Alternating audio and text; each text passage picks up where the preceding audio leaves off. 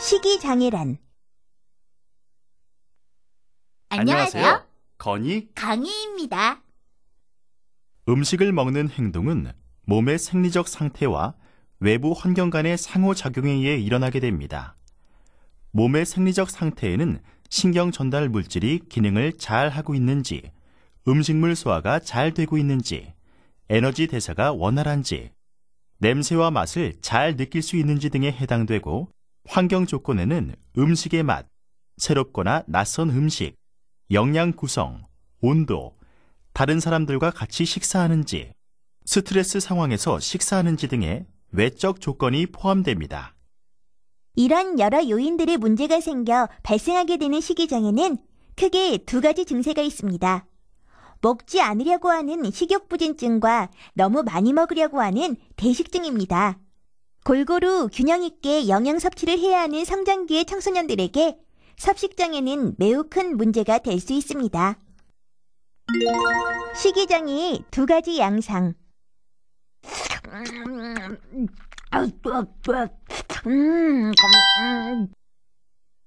안녕하세요. 한별이 왔구나. 우리 저녁 먹고 있는 중이었는데 같이 먹자꾸나. 아니에요, 어머니. 전 다이어트 중이라 저녁 안 먹은 지 몇 주 됐어요. 어째 너희들은 극과 극이구나.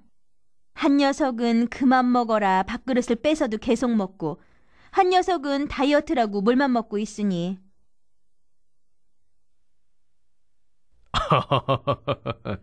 우람이 어머니가 걱정이 많으시군요.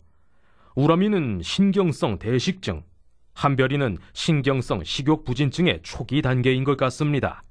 신경성 대식증의 특징은 많은 음식을 재빨리 먹어치우는 것과 체중 조절에 지나치게 신경 쓰는 것입니다.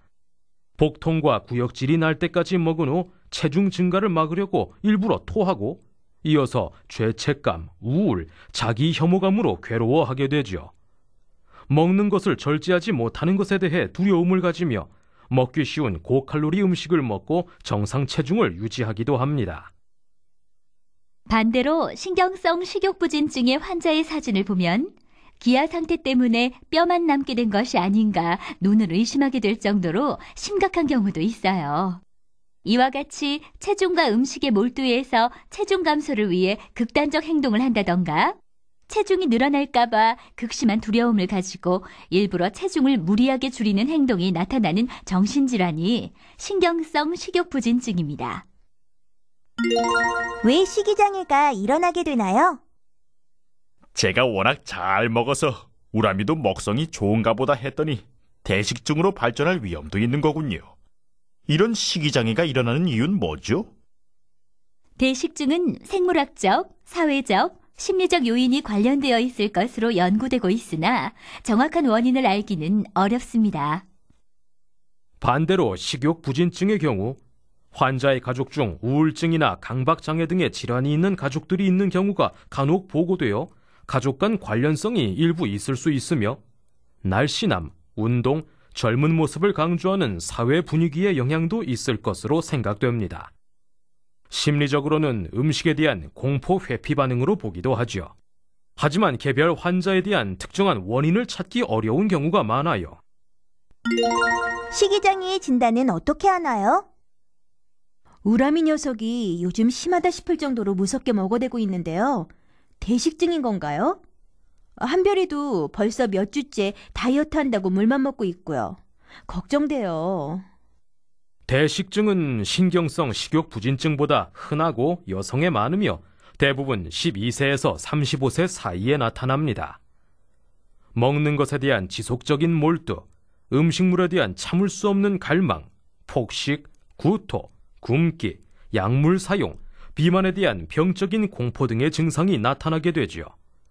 하지만 우람이의 경우는 단순히 욕심이 많아서인 것 같습니다. 한창 먹을 때잖아요. 식욕부진증의 경우는 좀 다릅니다. 대개 10세에서 30세, 특히 13세에서 20세에 많고 여자가 남자보다 10에서 20배 많습니다. 우리나라 20세 전후 대학생의 0.7% 정도가 식욕부진증이라는 보고가 있어요. 정상 체중보다 15% 이하인 상태가 지속되며 굶거나 토하거나 과도한 운동, 약물 복용 등으로 스스로 체중을 줄이고자 노력했으며 몸이 뚱뚱해지는 것에 대한 공포가 심각하며 무월경 등 호르몬 내분비 장애가 나타나는 것에 4가지 증상 중 적어도 2가지 이상이 나타나는 경우 신경성 식욕부진증을 의심할 수 있어요.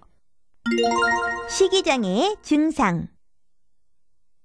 그러고 보니 엊그제 친구들과 먹은 떡볶이를 토한 적이 있어요. 같이 다이어트를 시작한 친구보다 더 말라 보이려고 약을 먹을까도 생각해봤고요. 한별양은 이미 증세가 진행 중인 것 같아 안타깝군요. 식욕부진증 환자들은 살이 빠지다 보니 월경이 멈출 정도로 마르게 되었음에도 불구하고 이미 날씬하다는 만족보다는 더 날씬해져야 한다고 생각하고 계속 살을 빼려고 해요. 살을 빼기 위해 굶기도 많이 하지만 밤중에 몰래 많이 먹은 후 토해버린다거나 식욕 억제제나 이뇨제 등으로 살을 빼려고 약물을 남용하기도 해요. 강박적인 행동, 우울한 기분, 불안도 흔하죠. 이렇듯 너무 심각하게 날씬해지고자 하는 행동이 특징으로 종종 기아 상태에 이르며 이로 인해 사망할 수도 있는 무서운 병이에요. 반대로 대식증 환자들은 달고 부드럽고 칼로리가 높은 많은 양의 음식을 평균 1시간 정도 비밀리에 혼자 개걸스럽게 먹는 것이 특징이지요. 먹고 난 후 일부러 토하다가 치아나 손에 종종 상처를 입기도 합니다. 충동, 우울, 불안이 같이 있는 경우도 많지요. 우리 엄마는 가끔 부부싸움 하시고 나서 밤에 밥 한 솥을 혼자 비벼 드시곤 하시는데 이런 경우에 해당되는군요. 나만 닮아서 많이 먹는 게 아니었군. 우람이 너? 식이장애의 치료. 우람이 어머니의 경우도 대식증이라고 보기는 어렵습니다. 대식증은 신경성 식욕부진증보다는 경과가 좋아지는 경우가 많고 1, 2년 내에 자연 치유되는 수도 있어요. 또한 인지적 행동치료가 효과적인데 왜곡된 생각을 파악하여 바꾸도록 하는 인지구조 변경이나 스스로 식사 행동을 기록하고 돌아보게 하는 방법도 있지요. 또 약물치료로 증세를 호전시킬 수도 있습니다. 우람이 어머니의 경우는 부부싸움을 안 하면 해결되는 문제니 우람이 아버지가 술을 끊으시면 해결될 것 같네요. 노력해보기로 하겠습니다.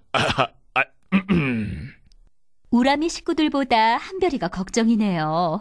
식욕부진증은 입원 치료, 개인 정신치료, 가족치료, 행동치료 및 약물치료 등을 포함하는 종합적인 치료 기획이 필요해요.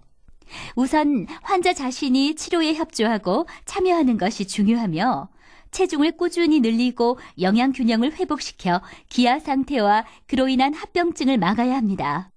신경성 식욕부진증은 완전히 회복되기 쉽지 않은 심각한 질환이며 일찍 치료를 시작하는 것이 좋습니다. 한별양은 아직 치료가 필요한 상태는 아니지만 예방적 차원에서 더 알아두어야 할 것이 있어요. 신경성 식욕부진증의 예방. 제가 그렇게나 심각한 상태인가요? 신경성 식욕부진증은 사망까지 이르는 심각한 병이에요. 날씬한 것도 좋지만 무엇보다 건강하고 튼튼한 신체가 더 중요함을 이해하고 친구들이나 학교, 부모님들도 너무 마른 몸매보다는 건강한 몸과 체력을 기를 수 있도록 도와야 합니다. 특히 주위에 너무 먹지 않으려는 친구, 병적으로 말랐는데도 살을 더 빼야겠다고 하는 친구가 있다면 혹시 병이 아닌지 가족과 의논하고 정신과 전문의의 진료를 받을 수 있도록 학교와 친구들이 안내해 준다면 큰 도움이 되겠죠? 듣고 보니 제가 무리하며 욕심부린 것 같아요. 건강이 최고인데 말이죠. 저와 같이 다이어트하고 있는 친구에게도 알려줘서 고치도록 해야겠네요. 한별아, 우리 같이 저녁 먹자. 이리 앉아. 너 지금 나 약 올리는 거지?